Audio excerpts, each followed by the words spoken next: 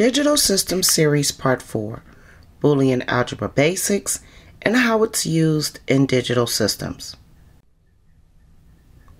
This series introduces the NAND gate. The NAND gate is the complement of the AND gate, and its name is the abbreviation of not and. The complement is indicated by a graphic symbol of an and followed by a circle. The output is a logic 1 only whenever any and all inputs are at a logic 0 state. Only when all inputs are in an active high state will the output be in an active low state. Remember this AND gate slide from Digital Systems Series Part 1? The AND gate means that all input must be at a logic 1 state before the output is at a logic 1 state. Otherwise, the output remains in an active low state of a logic 0. The truth table for the NAND gate is shown. Notice that all outputs are 1 except when both inputs are 0. Then the logic output is 0. This gate represents the inverse or opposite of the AND gate.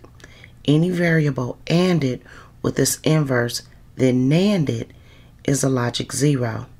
Any variable ANDed with 0, then NANDed, is a logic 1. Watch as the 1 and 0 logics are input in the NAND gate. You will see the output for each scenario. Each logic value for A, B, and the output corresponds with the truth table. The Boolean equation is shown. The NAND gate functions are commutative, and their gates can be extended to have more than 2 inputs, provided that the definition of the operation is slightly modified. The difficulty is that the NAND operator, just as the NOR gate, is not associative. To overcome this difficulty, it is defined the multiple NAND gate as a complemented AND gate or NAND gate. Thus, by definition, here is the equation. Let's take a moment to observe the non-associativity of a 3-input NAND operator.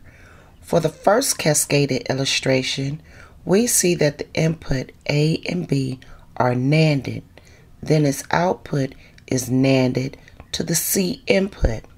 The result of the cascaded gate is shown.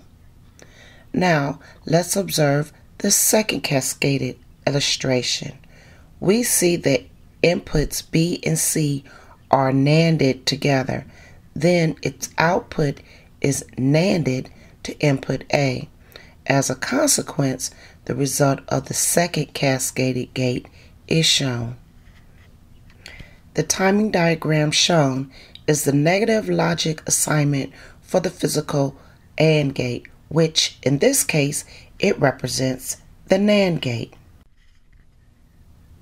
This slide illustrates the K-map from the truth table. There is a min-term and K-map for a 2-variable truth table, and there is a min-term and K-map for 3 variables. The min-term values corresponds to the output values in the K-map and truth table.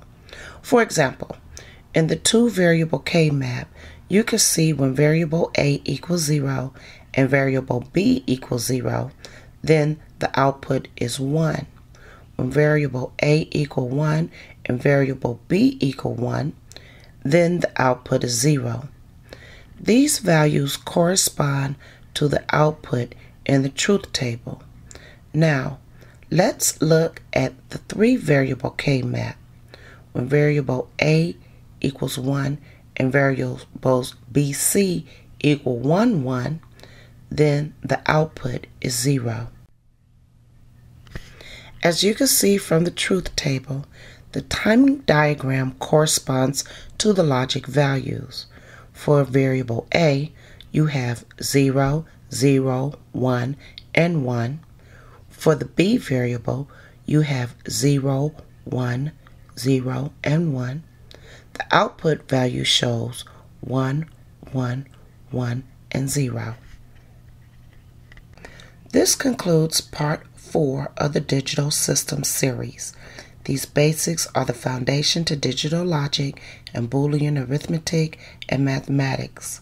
I would like to thank Professor Robert J. Michael from Cleveland State University and M. Morris Mono with help on this topic.